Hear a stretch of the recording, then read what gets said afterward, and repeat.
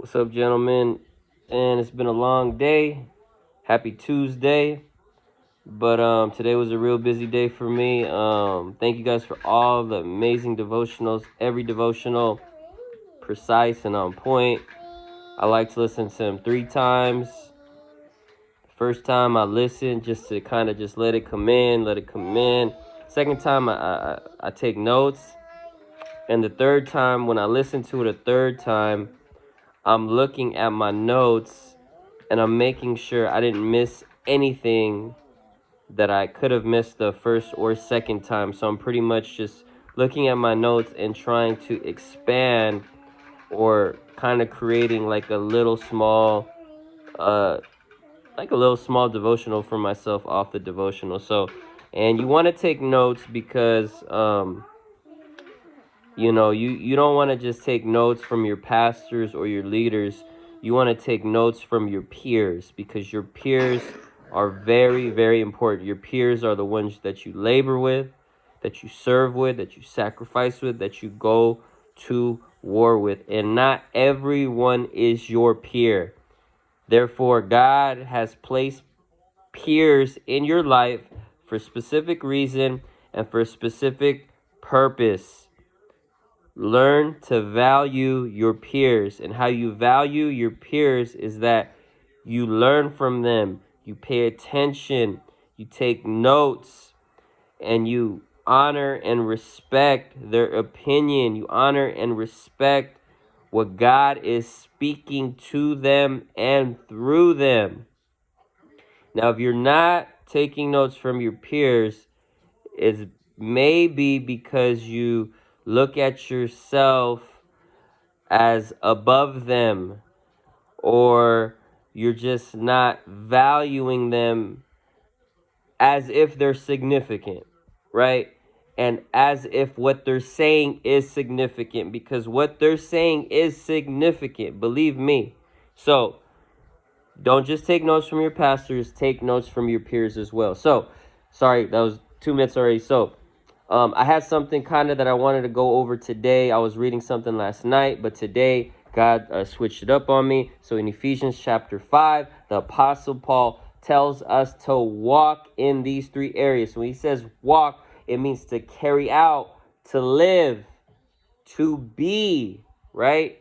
And these are areas that we need to have as we're conducting ourselves as men of God. So he says walk in 3 areas. So first one, Ephesians 5. The title of this little small portion is walk in love. Number 1, walk in love. Ephesians 5 verse 1. Therefore be imitators of God as dear children, and walk in love as Christ also has loved us and given himself for us. So Apostle Paul is saying, be imitators of God. Imitator means to copy, to mimic, to appear exactly as.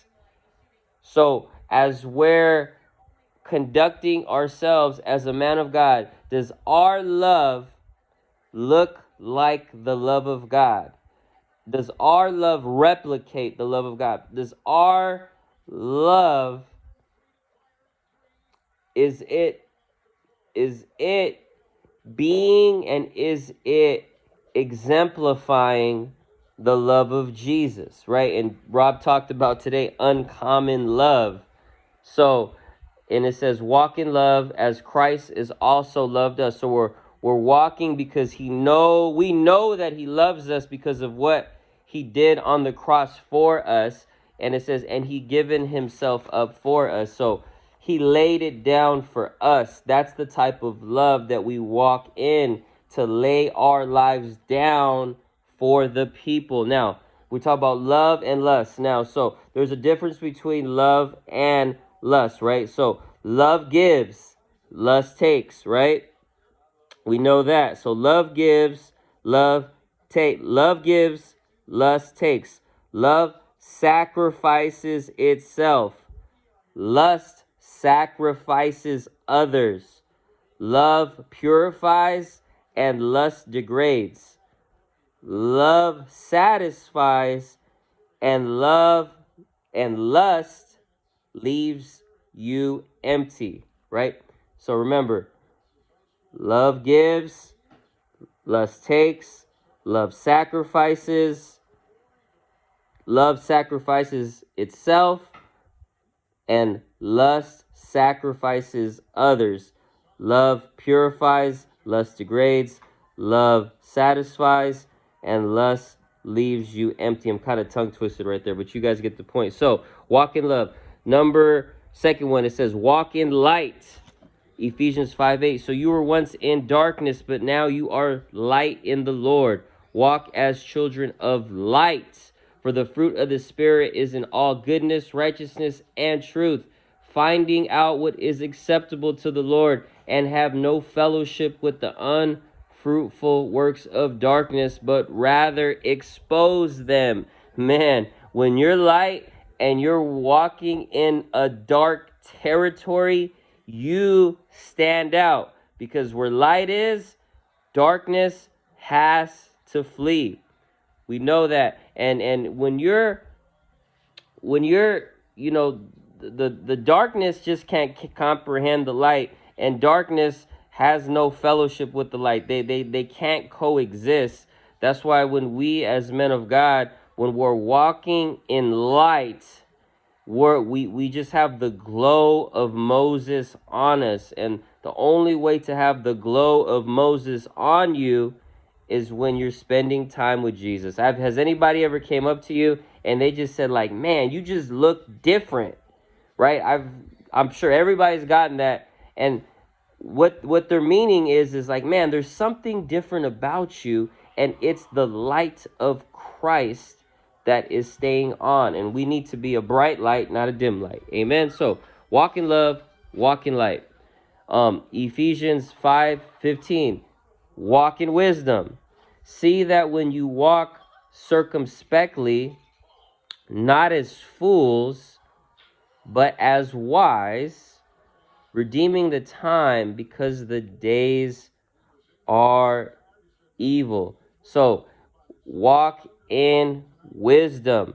Make sure that wherever we are at, we are using wise, sound judgment. And that only happens when you're walking in the Spirit. Because when you're walking in the Spirit will allow you to say wise things and to make wise choices. Today, when I was in the shop, I had a older gentleman. He came in.